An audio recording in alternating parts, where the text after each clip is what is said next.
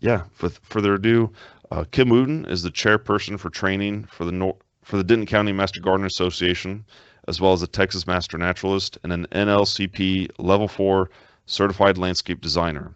She also holds Texas State certification in rainwater harvesting and water conservation, and two of her sons work for Upper Trinity, and so we love the Wootton family. So with that, Kim, take it away. Thank you, Blake. And we love Upper Trinity, so it is mutual. Thanks, folks. So we've got a lot of information to cover. One of the things that we're going to do today that hopefully will help any of you that have attended some of these water talks before is we're going to be tying in several things that you've probably heard before so that you can kind of see how they work in the actual design of your landscape while still conserving water. So some of the slides you're going to see, perhaps some of the information may be redundant again, but that's because we're showing you how to tie these things in.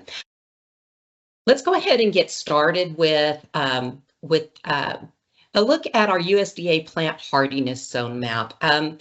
When I'm choosing plants, how do I know the right plant for the right place? Because that is my mantra. I tell people all the time, you can have a plant that's adapted to Texas or to Seattle or to Maine, wherever you're planting the plant. But if it's not the right plant for the right place and not just for the right hardiness zone, but the right microclimate within that hardiness zone, you're not going to have success with that plant. Some plants are full sun plants, some plants are shade plants, and the USDA hardiness zone map is one way that our plant labels let you know. Now, they do have some restrictions. You can go to the QR code that I've provided, and you can find out what your hardiness zone is. Denton County actually has at least two that I know of. Right next to me in Denton, their hardiness zone AA, but in 2023, Oak Point, where I live, was changed to 8B. That's completely determined, folks. I don't know that everyone knows this, by the extreme minimum temperature for an area. So there's no consideration for soil and geology, for high temperatures, for precipitation, for temperature swings, whether a person might live next to a river or stream, wind, altitude, microclimates I mentioned within an area, or urban heat islands. The only thing that the hardiness zone map really takes into consideration are those extreme minimum temperatures. So that's not always the best way. It's a starting point, and most of your seed labels will have hardiness zones, when to plant, and whether the plant is good for that zone. But you might need more information. So sometimes it's more helpful to be able to look at an ecoregion. Texas actually has 10 ecoregions. An ecoregion is a vegetational area. It's based on what kinds of plants live in an area, which are very dependent upon the types of soils we have. And not to belabor the different ecoregions that we have, but in Denton County, and most of you are dialing in from somewhere in Denton County, the two main regions that we have are Blackland Prairies and the cross timbers and prairies. And you can find both of those in this area. So that determines in large part what kinds of plants do best in this area. And this kind of shows you a map of where the different ecoregions are. And if you'll notice, right where that dip is in Texas is where we are. And you'll notice that we've got the cross timber and prairie and the Blackland Prairie region, so that you can see where all of this is. Now, I'm looking out my window right now, and gosh, Kim, it's raining outside. Why do I really need to know about drought-resistant plants? After all, it eventually does rain again. And I can tell you, just to piggyback on some of the things that Blake said earlier, some of you that are dialing in are down to restrictions of watering only once a week because of the strain we have. In 30 years, and this is a statistic that's a couple of years old, so this may even be this statistic may even be a little bit more bleak, because when I first found the statistic, it told me that in 30 years, Texas is predicted to be short 5 million acre feet of water. That's 1.6 quadrillion gallons that we don't think, at the current usage rate and the current growth rate, we're going to be able to fulfill. And with that is even more growth in our area. As Blake said, there's the even bigger strain on the water supply. So without restrictions and without people doing their part, we're looking at a huge shortage of water for our needs. Right now, about 31% of residential water use is for outdoor use, and about 80 to 90% of that is on our lawns. There's so much we can do to train our lawns and to look at our landscape and see what we can do, not only to help with the environment, but also to help our pocketbooks and to comply with the water restrictions that most of us are having to deal with the last few years. And I don't see those restrictions going away. Native plants grow deep root systems, and I'll talk to you more about that in just a minute, which can increase a soil's capacity to store and hold water. As a plant produces roots, it creates crevices, it sets up micro ecology within the soil ecology, and that allows even our heavy clay soils to store and hold water better than they could before native plants were put in, or after native plants were put in, stripped, and then something else went in. Native plants reduce water runoff and they reduce flooding, and all of these are important, especially with our current water situation. And I'll talk about all of these again. You're looking at a Gulf fritillary that's on a Turk's cap in my yard. Advantages to tough, hardy, drought-tolerant native and non-native plants. One thing is that many of them require little or no pesticide. I use no pesticides in my yard. We do have pest control inside of our house, but they are not allowed to touch my plants because I want to allow pollinators. So yeah, sometimes pollinators come and eat my plants, but the plants are hardy enough that they don't decimate my plants. They require little or no fertilizers. I have never fertilized the plants in my yard, and these are many of them recent pictures. They're doing beautifully just in the soil that they have. They require little or no supplemental water once they're established.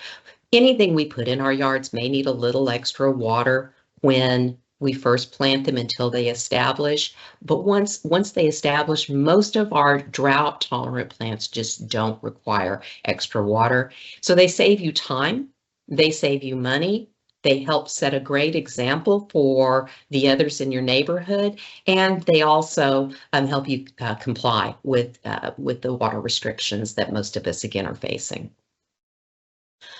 You can have non-native plants that are drought tolerant. So we won't just be focusing this particular talk on native plants. You've already seen some talks on native plants, but we will talk about native plants a lot today because they're just superstars. They just can, the plants that are adapted to this area can withstand almost anything that our environment can throw at them, including the huge snowstorm a few years ago.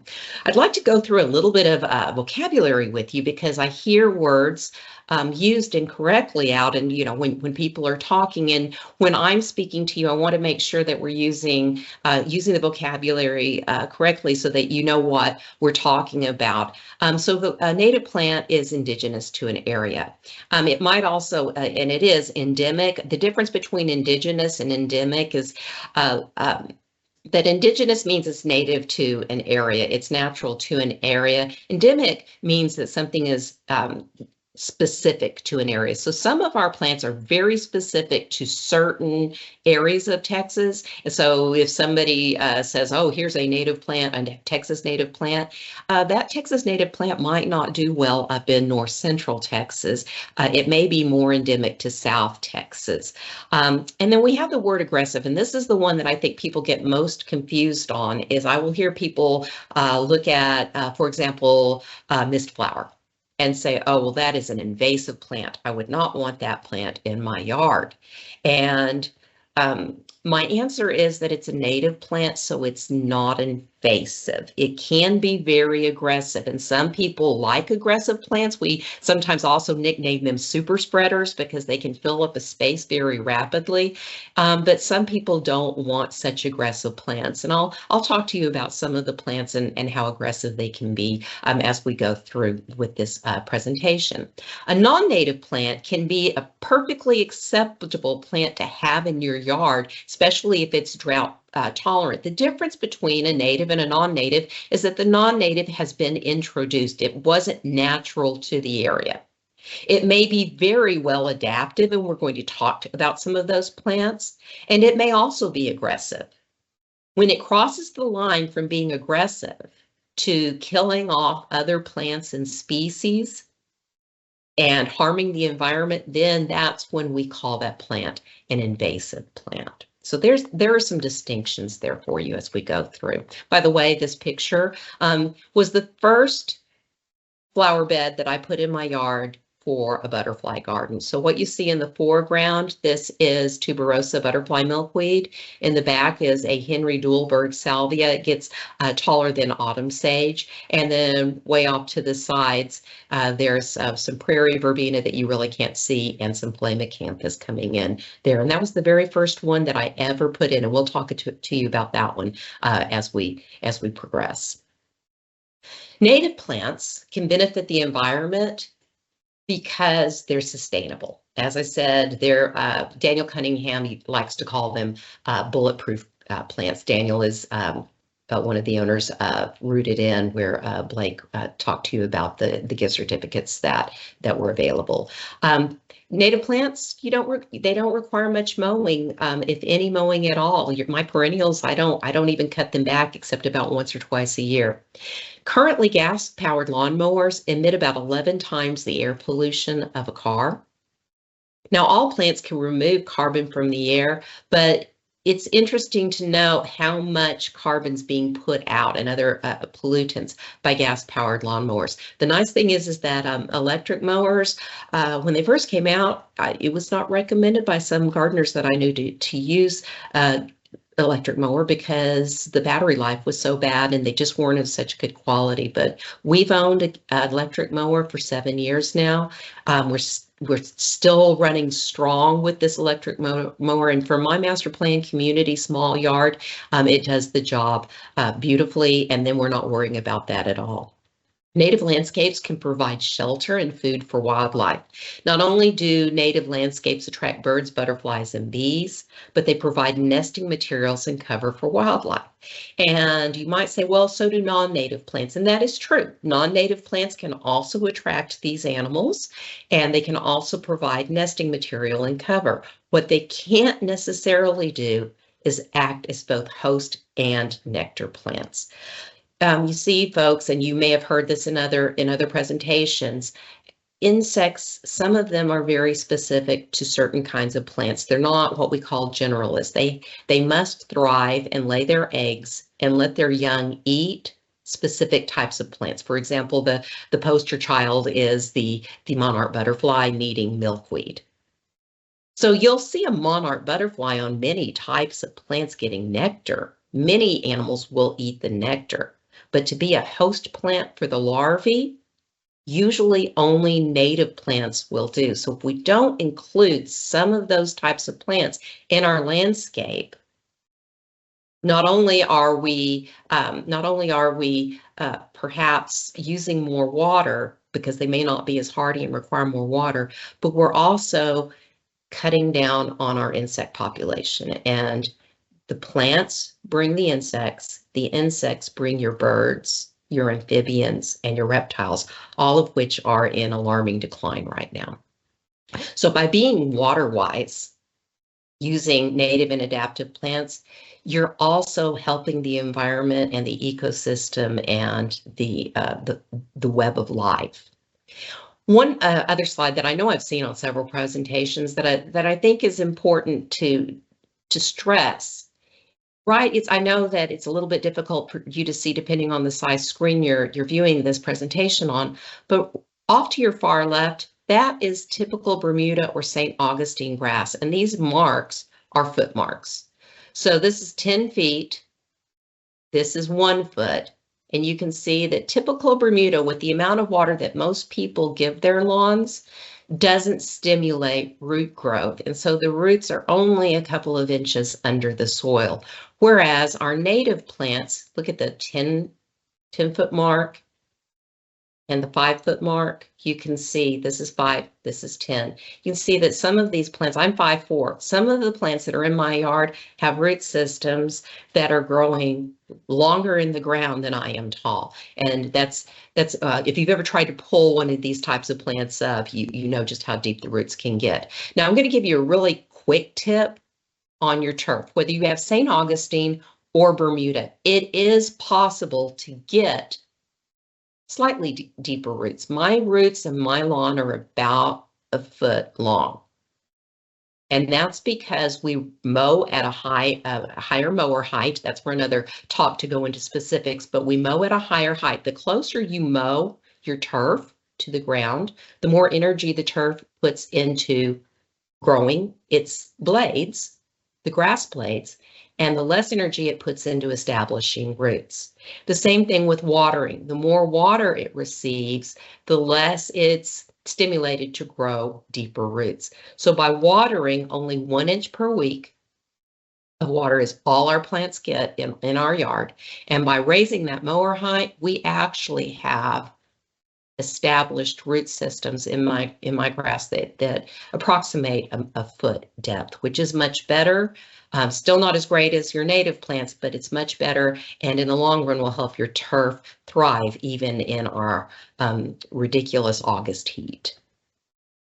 Here's some native plant characteristics. They're hardy, they thrive, they conserve water. I always say if a plant can't live on the water I give it in my yard, it needs to go ahead and die so I can replace it with some drought-tolerant plant that can.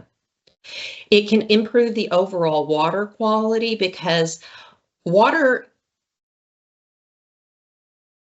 in our civilized areas often becomes runoff, and that can collect pollutants that go into the storm drain and then into our water systems. A lot of people think that our water goes straight to a water treatment plant and then to the lakes and the streams and the rivers, but that's not true. From the storm drain, that water with all the pollutants it picks up from people's driveways and sidewalks and roads goes straight into our lakes and streams. And any sediment that carries with it also helps fill the lakes, and so that the lakes are actually becoming a little shallower each year. We can improve the overall water quality by planting native plants with these deeper root systems so that the water soaks into the ground better. We call that percolation. The water soaks into the ground better and goes back into the water table or is filtered through the ground before it seeps into our waterways. It's a very low maintenance landscape. The extent of the landscape maintenance I do in my own yard is simply to prune things back once in a while and actually to thin and give some plants away because they do so well. And again, we talked about environmental benefits with the plants being the conduit for the insects and then the amphibians, reptiles, and birds that feed on them. And you hear all the time about attracting pollinators. So here are some pictures from my yard of some tuberosa butterfly milkweed. And, you know, people always think, well, it's for the monarchs, and it is. I get monarchs on mine every year, but wanted to point out that the native bees and other butterflies love that as well. This particular yellow flower is called Zexminia, another superstar. It's a lower plant. You can use it as a border plant, and once it's in, it can just take anything that's come at it. All of my plants have survived every winter storm we've had for the past 7 years and every drought. I've never lost a plant to our extremes in temperature. So you can use a native plant. I know some people think, oh, native plants, that means I have to put gravel all over my front yard and plant only cactus. That's the only way to have a yard that's drought resistant. And that's not true. You can have a lush landscape that's beautiful, that fits in with the other homes in the neighborhood, and still have native plants. Now, something that I'd like to point out to everyone is that it doesn't have to be something where somebody has to rip up every plant in order to start making these transitions. And I also do want to everyone to know that I realize that there are people that are viewing from a lot of different situations. So we have people in our area viewing this that may have acreage and be under no restrictions at all. They're on a well, and they may not be under any restrictions. And we have people that are in neighborhoods that don't have HOAs, but the vast majority of people that are living in Texas right now are under some sort of restrictions, either from their water districts or from their HOAs or both, as to what kind of water situation they can do. And also there are restrictions onto their landscaping. So I want to help everyone with some of that information today. I'd also like to point out that native plants preserve our rich biological heritage here in Texas and give us a sense of place. I love visiting the Northwest and looking at the various flora and fauna that there. I love going. I love going over to Scotland and seeing the highlands. Well, the heather on the highlands does not grow here. It's beautiful, and it gives me a sense of heritage for Scotland and my family's heritage, but it doesn't grow here. It's special to me when I go to Scotland. So instead of trying to completely recreate something that we're familiar with perhaps from another state or another part of the world that might not do well here, what we can do is embrace the natural native beauty of our own Texas botanical heritage. And that's something that if we change our way of thinking, that we can really embrace the beauty of Texas plants and Texas drought tolerant plants. So maybe you're all in. You want to rip everything out. Well, I say go for it if you can. Again, I said that many of us are working with HOAs, and most HOAs will not let us do this. As beautiful a yard as some people will find this, where everything in there is native and there's no turf left. Many of our HOAs are not there yet, and the law does not support anything like that yet here in Texas.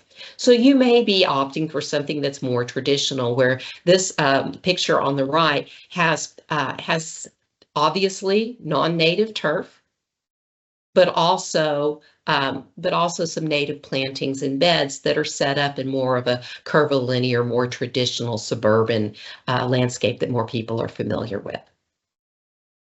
So what do? If you want to start, and you want some drought tolerant plants to help you with those water bills, to help you to comply with the water restrictions. How do you add drought tolerant plants and still afford it? Because most of us simply cannot afford to rip out all of our landscaping and start fresh. And I caution you against doing that anyway. I don't know if any of you have ever seen any of these home decoration shows that come on the various streaming platforms, but there are a couple about wrecking houses where people go in with the sledgehammer and wreck their own houses, think they're going to do a renovation like they've seen on TV, and then they never have the energy or the expertise to finish it. So I always say start small. One of the first things you can do is look around the yard.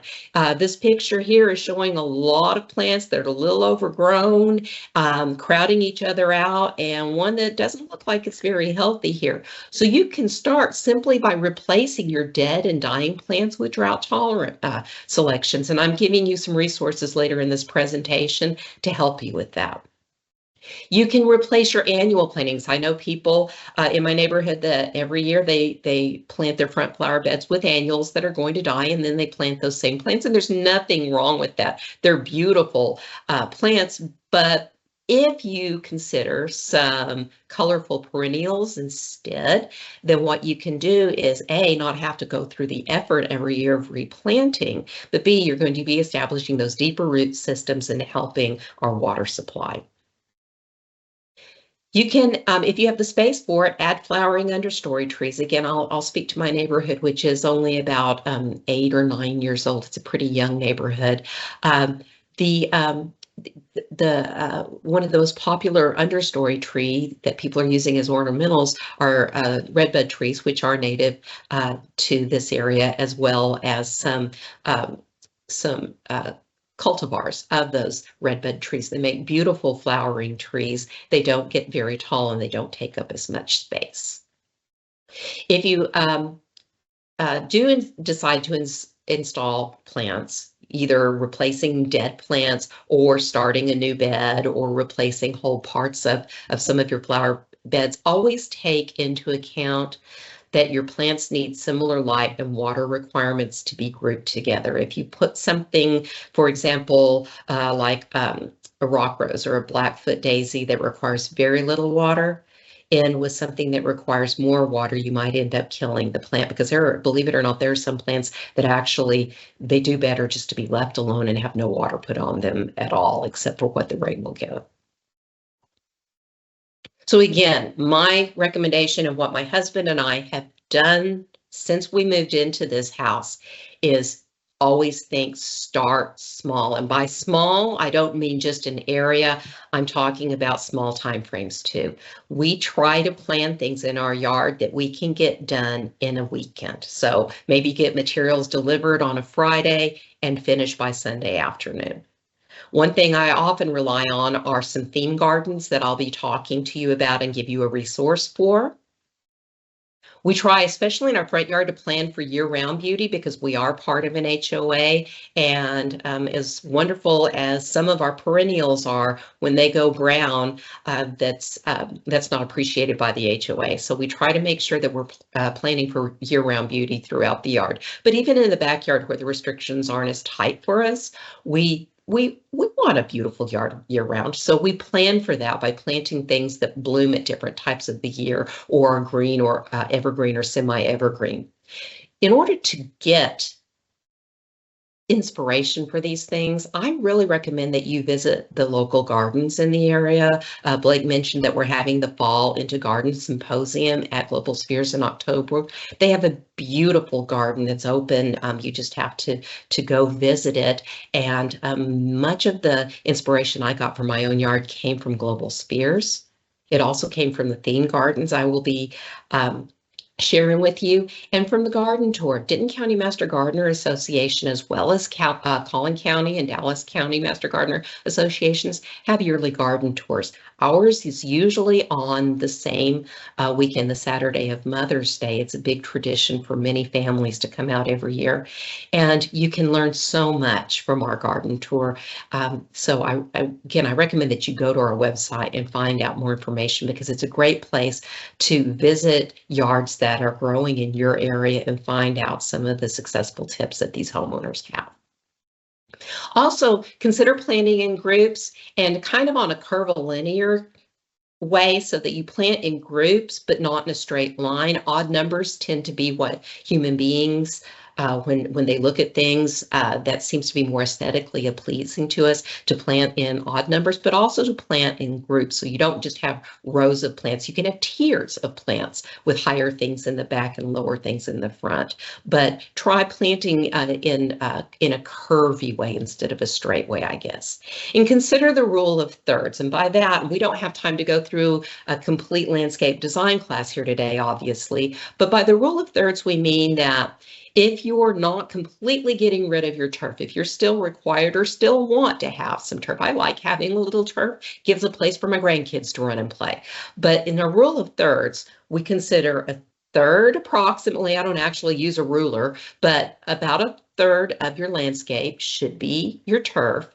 About a third or more should be your landscape plants, and about a third or more your hardscape. So things like pathways, benches, your borders, your rocks, whatever you're putting in there. So considering the rule of thirds, again, it's kind of that odd number thing going back to the bullet before this.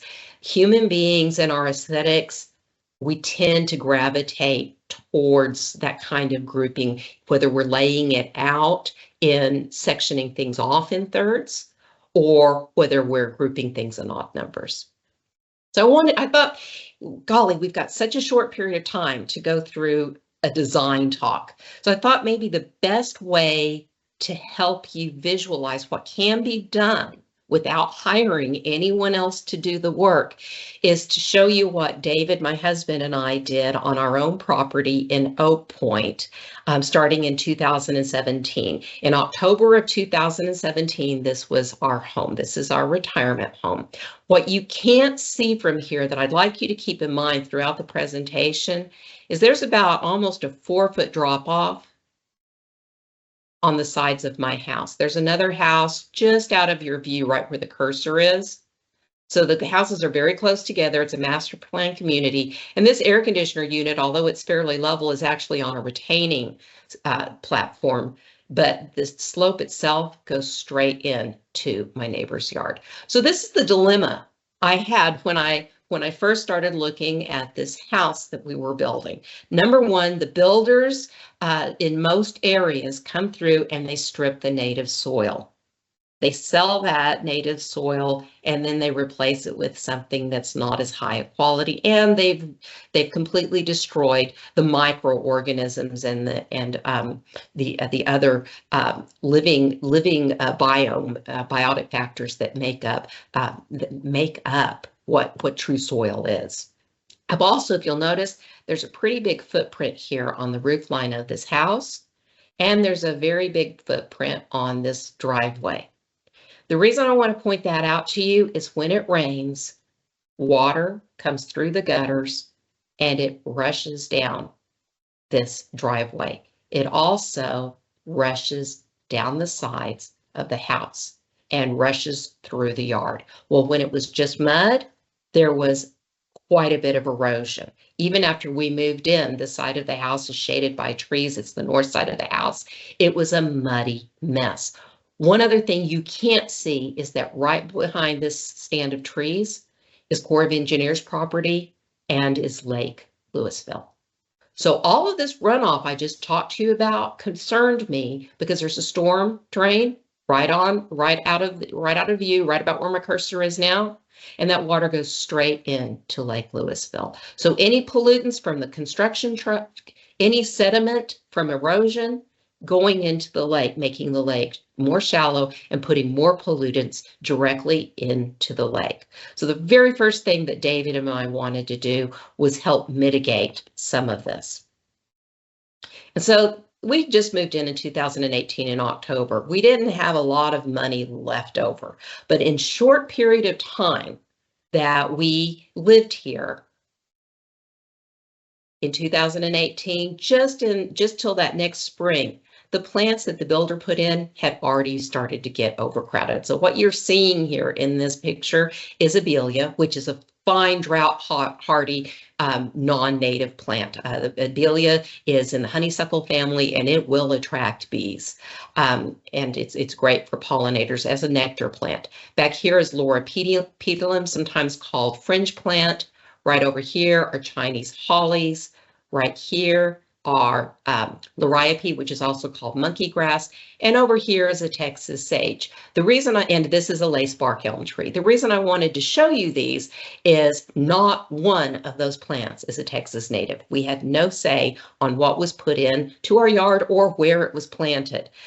As a matter of fact, this very large Russian sage was on the other side of the bed. Let me go back to that slide. Was on the other side of that bed. The only native plant in this bed, oh, those are some boxwoods right there, is red yucca. Now, two things I want to point out to you. One is that we didn't have control over what was put in originally, but we did move some things. So this very large Russian sage was actually in a different part of the front bed, but it was also crowded. We moved that to another side. Another thing I want to point out to you is that sometimes, and most of the time today, I'll be using common names for these different plants, but common names can be misleading. So all of the resources I give you also give you the scientific name. For example, I just pointed to this blue plant and said that it's called a Russian sage. That is not a true sage. It is not culinary sage, and it is not a salvia, but it is very well adapted to this area. So that first year, all we could do was have some rocks delivered to our driveway, and my husband and sons and I, and even we enlisted our granddaughter, just hauled rocks from the driveway around the flower beds. And we did that for a long weekend until they were all in place. And we had to stop there because it's all we could do was establish our lawn and afford that much of an expense. But every year we've had a master plan. We sat down and planned. We took classes from NIPSOT. We took classes from Denton County Master Garden Association. We have many classes available to the public. And so each year we've done something that we can do in 1 to 2 weekends. So between 2019 and 2020, we installed flower beds in the corners of our backyard. Our backyard has a steel fence. It opens up onto common property for the community, and just within a few feet of that, it's a Corps of Engineers property. So we've got quite a few restrictions on what we can and can't do in our backyard because this can be seen from the public side. So we have to be careful about what we're doing. But what we did is we went through ARC approval. I'll talk to you about that soon, but we installed beds in the corners and we installed beds along the side using the same rocks. We wanted to only pay for this delivery one time, and so we just stored the rocks, and I'll show you how we did that. So we've actually had 2 deliveries of rocks over the years, but we put in several years worth of landscaping with those rocks. The reason we use rocks and not like a poured concrete or something that's mortared in is twofold. One, water can get in through those cracks and go into the ground, and it doesn't destroy our borders. Also, because we have heavy clay soils, you know that heavy clay soils move a lot.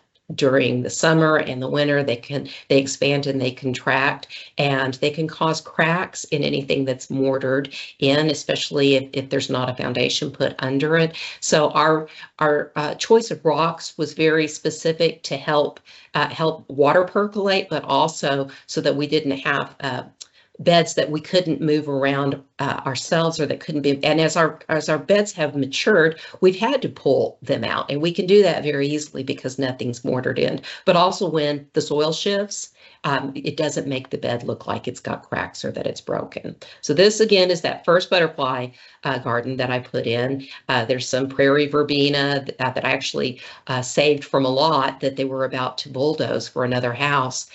Some butterfly milkweed, and again off to the side is a flame acanthus. Off to the side, I told you where that muddy spot was that had almost a 4-foot drop. We filled that in with decomposed granite, and we placed pavers. The reason again that we didn't pave this with concrete and make a concrete sidewalk is because the water falls on and it percolates into the ground. It does, when it comes out of my gutters and into the storm drains, it does not cause runoff over here into our lake. We also used a gate for a trellis and put in some decorative hardscaping. So how do you plant a flower bed? In September 2022, this was the process that we used for all of our flower beds. You can use a rope, you can use flexible landscape edging. They actually sell chalk, spray chalk that you can spray on your lawn. We like to use spray, and the reason for that is you can see in this picture that we've actually painted this several times before we got it the way we wanted. So what we did is, and you can see all the rocks we just stacked up for storage from the previous years. We just stacked them up until we needed them.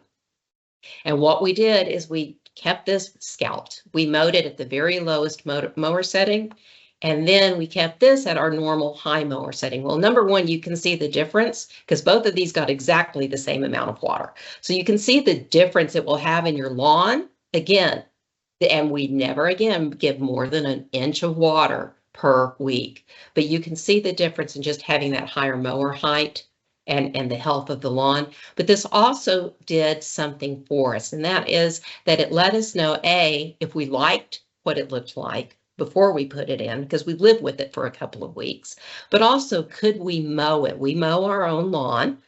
But whether you mow your own lawn or hire someone to do it, you want people to be able to get that lawnmower into the crevices. And one of the biggest mistakes I see when people do their own landscaping is they make sharp corners. Sharp corners, especially tight, small, sharp corners, make it very difficult for a lawnmower to get in. And then the only alternative someone has is to let it get overgrown or to use a weed whacker, which again can scalp the lawn and do damage. So this is what we did planning it. And this was in September.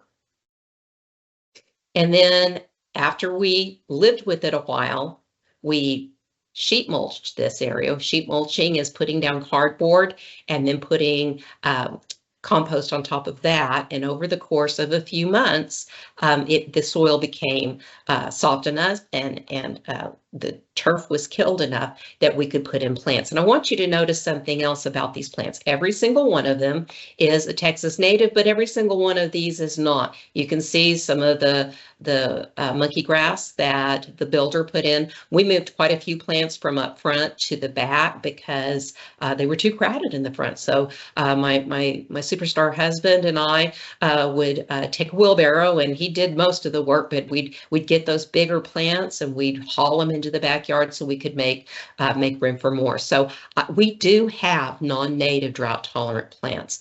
It is not the presence of non-native plants that is a danger to our birds. Again, let me say that it is not the presence of non-native plants, it's the absence of native plants.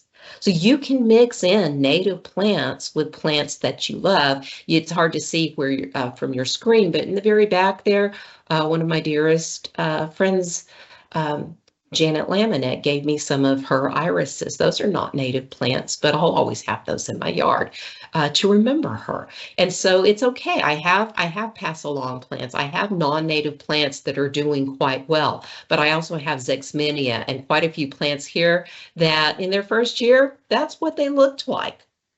In gardening, we say that the first year they sleep, the second year they creep, and the third year they leap. So always plan for your space and height of your plants. Otherwise, you're going to be doing what David and I did and digging up quite a bit. So this is what these plants looked like. We laid them all out. And this is what they looked like in June. I want to point out a couple of things. Number one, how lush they are. I also want to point out that this is June and they're still blooming furiously. Most of them are still, my bee balm right here is not blooming as well right now, but my Texas sage, which is not again a true sage, but it is the Texas state shrub. And quite a few salvias, stemless four-nerve daisy, which is also called bitterweed. Every plant in this bed is a Texas native through this side. My pass-alongs again, that are non-native are back here and in this bed over here. So I want to show you how lush that is, but also just between 2 years, how much these things have grown. Also wanted to point out to you that you don't just have to have plants per landscape for aesthetics. So we take that path that I just showed you. Sorry, wrong way. That I just showed you that comes from here around the side of the house. We take that path and we built a screen, and I'll talk to you about screens in just a minute. And we built raised bed gardens. Now I can't go into you about detail of our raised bed gardens, but I did want to point out we put the same for our hardscape permeable walkway. That way, and you can see the slope here too, that bed is not a rectangle, because that's again almost a 4-foot drop off, but we didn't want to change the drainage into our neighbor's yard. And so we use something permeable that's also helping the environment and keeping us in good stead with the neighbors. Our HOA requires a screening fence. So we put one in, and what you can't see very well is we went ahead and attached a bluebird box. It's facing east, and we get a bluebird couple every single year. We salvaged this sink, and my husband built me a potting table around the sink. That water comes from our rain barrels. We have a rain chain. It's just a chain that runs, and we didn't use a downspout, just straight from the gutter into the rain barrels. These are tethered together by a hole. They go dry in August, and that's about the only time. In about middle August, I can't use that rainwater, but I can use this rainwater to water all of my potted plants. I can use it to fill up my little solar fountain in the back. I've got a composting situation going on, and all the water that drains from the sink, it's not in the plumbing, comes right out here and waters my plants when I'm finished washing my hands after I'm potting. And see here, we've got all of our vegetables.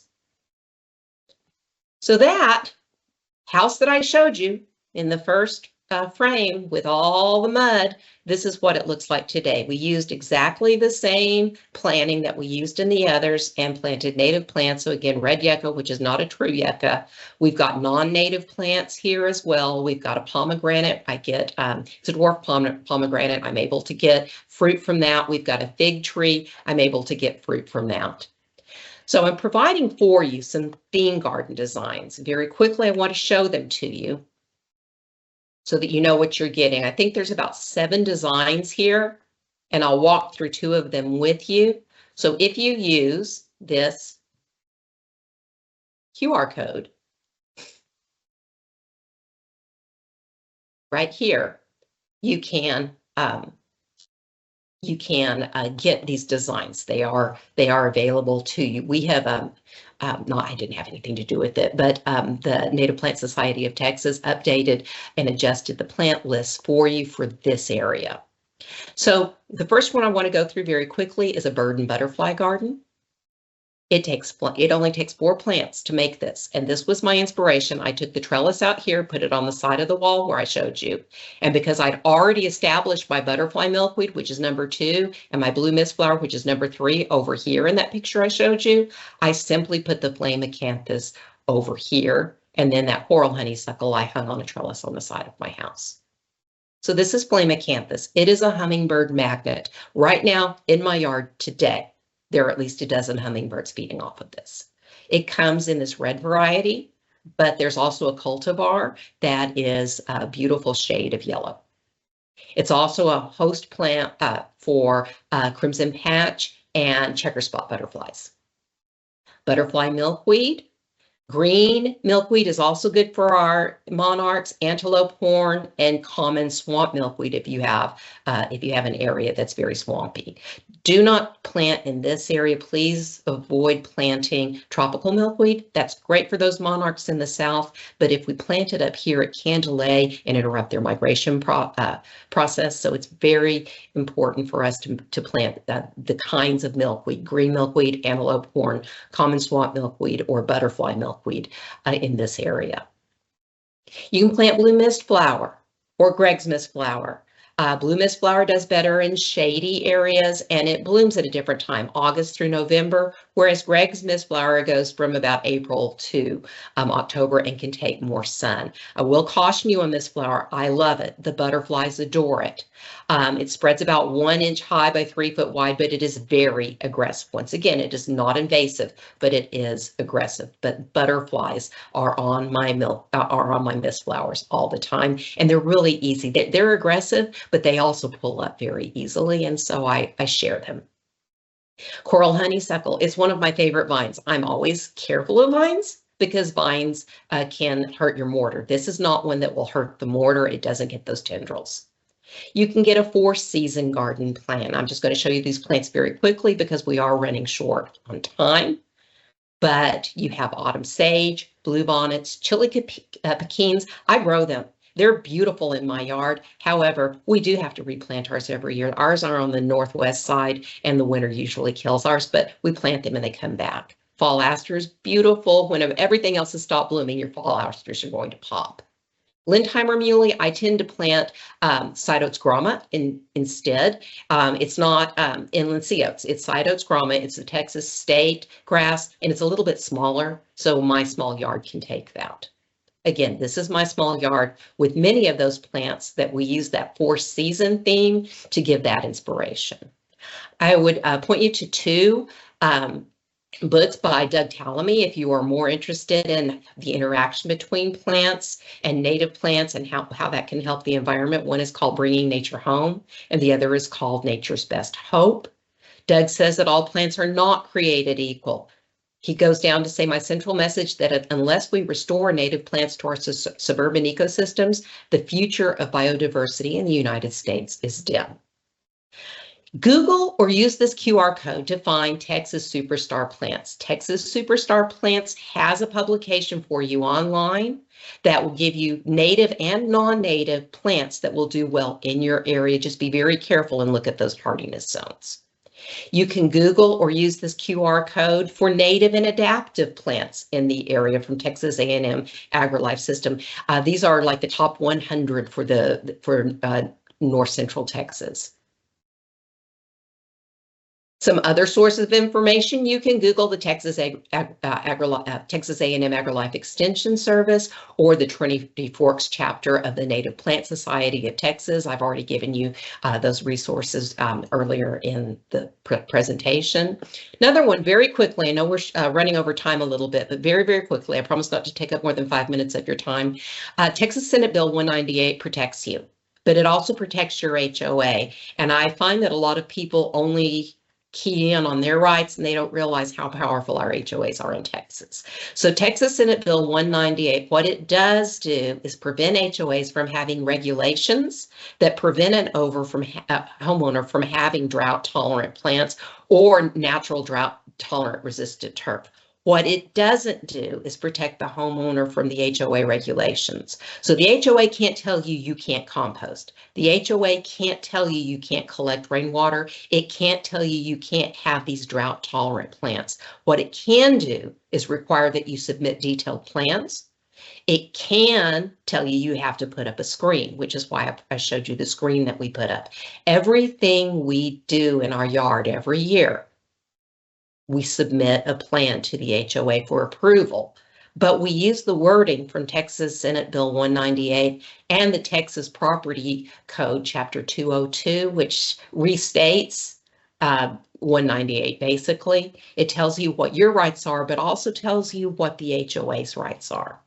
The reason for that is I believe in cooperation rather than confrontation. I've had people many times say, the HOA in our neighborhood let you do that? Well, yes, but it's not a matter of them letting me do it. I went through the correct process. Number one, it's important to know your rights. Both of these, 198 and 202, are only about 2 pages long. You can read them.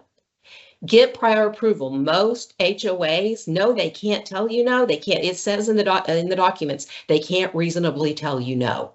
But you do have to ask for approval first, or you do get into a big fight. Use that wording when you're asking for approval. For example, David and I said native and adapted plants in keeping with the aesthetics of the neighborhood, and in Senate Bill 198 and the Texas Property Code, Chapter 202. So we put our HOA on alert that yes, we're asking to make these changes, but that we're protected by Texas law to make these changes. And that's why we've been approved for all the work we've ever done. Very quickly, I put this in almost every presentation about native plants. This is my granddaughter. She just this past weekend turned 7. She was about 3 in this picture.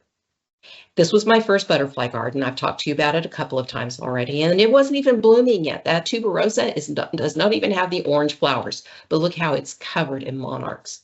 She saw those caterpillars, ran back in the house. I said, honey, what are you doing? And came back outside with the very hungry caterpillar. And I said, honey, what are you doing? And she said, Granny, I'm reading to them so that they know what's going to happen to them.